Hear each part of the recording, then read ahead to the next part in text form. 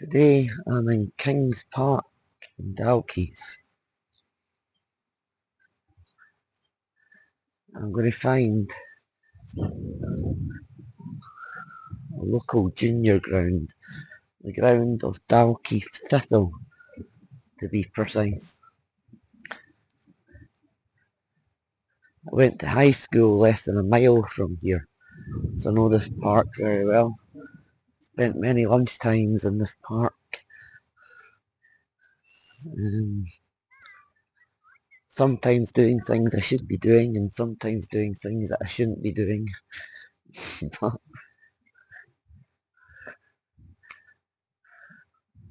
most of my childhood was spent in this park. The football ground down there, as you can see, is actually fenced in now. Never used to be fenced in, to be fair. Um, I think they've done that because of league regulations. I think that Peebles Rovers, the local team in Peebles, have just got into trouble for that, haven't they? They're saying that they might not be able to play within the league because their ground's not fenced in. If your ground's just part of a public park and it's not got a fence around it, they're saying for security reasons you might not be able to play in certain leagues anymore. Not all leagues have those regulations, but once you get higher up the pyramid, the Scottish football, that regulation's in place. Your football stadium can't just be part of a public park. It's got to be fenced in. So I suspect that's why Dalkeith Thistle have done it. We used to sometimes I can remember having football games on their park. Before it was fenced in, I left school in the year 2000. Went to high school predominantly in the 90s and it wasn't fenced in then, and we used to come up here at lunchtime and play on the park sometimes, or come up after school. You can see the sign there, welcome to Kings Park, Dalkeith Thistle FC.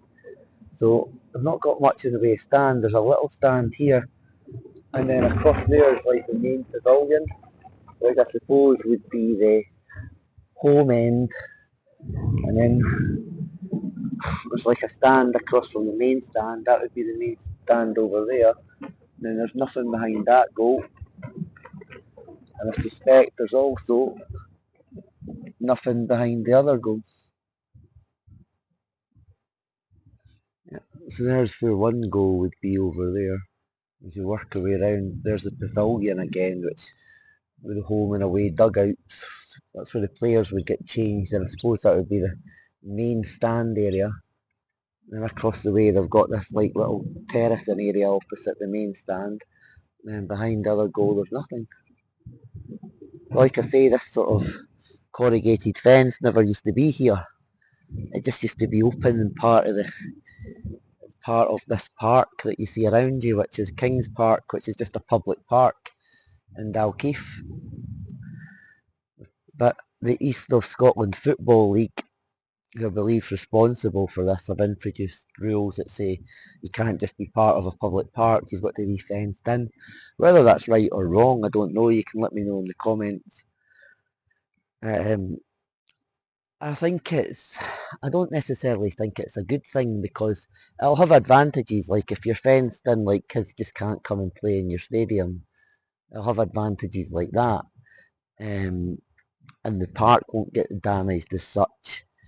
And then I suppose there's security implications of having a fence. If you've got a fence, there's no danger of someone attacking the players or something like that. Although I don't think that would happen at this level. I suppose it's just the Scottish Pyramid. Since the Scottish Pyramid installation, a lot of teams have they're trying to get promoted into things like the Lowland League, where you can get promoted from that into the league system. And as part of that, they're trying to make teams a bit more professional. Because obviously, if they're going to go up to like League Two and League One, they could be playing big teams like Rangers, Hearts, or Celtic in the cup. So they have to have a degree of professionalism about them. I suppose if you're just part of a public park which is full of dog shit, then you're not going to be seen as professional. So as a way of getting them to be professional, the Scottish Professional Football League in their wisdom have sort of tried to get them to separate themselves from public parks and things like that. Um,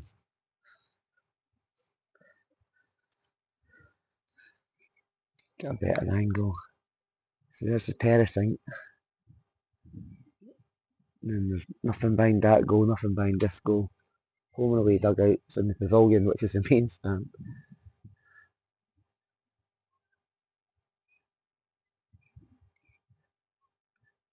I suppose the downside to it is, so teams at this level don't have much money.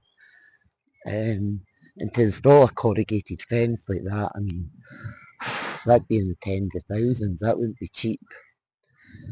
Um, One of my friends is a blacksmith, and he put a metal fence round someone's garden. And that was just a fence round the garden of an ex-council house, semi-detached council house, 3 bed in Dander Hall. And that was £1,200. So, the fence off a council house garden, if that cost £1,200, you can only imagine what it costs to put a fence like this round round a football ground. It must be in the tens of thousands. If it's proportional, the cost, you'd be talking in the tens of thousands if it's directly proportional. If you take the area to be directly proportional to the cost, that's huge. £10,000 for a club this size is absolutely massive. There's the pavilion there. Another view of the stadium. On this side, it's just like a path. It's actually quite a nice evening as I film this, which is why I'm going for a little wander.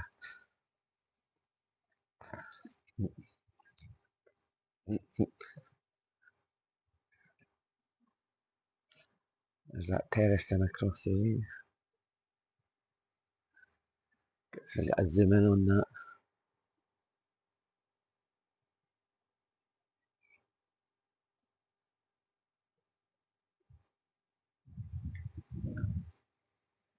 It's a little pavilion.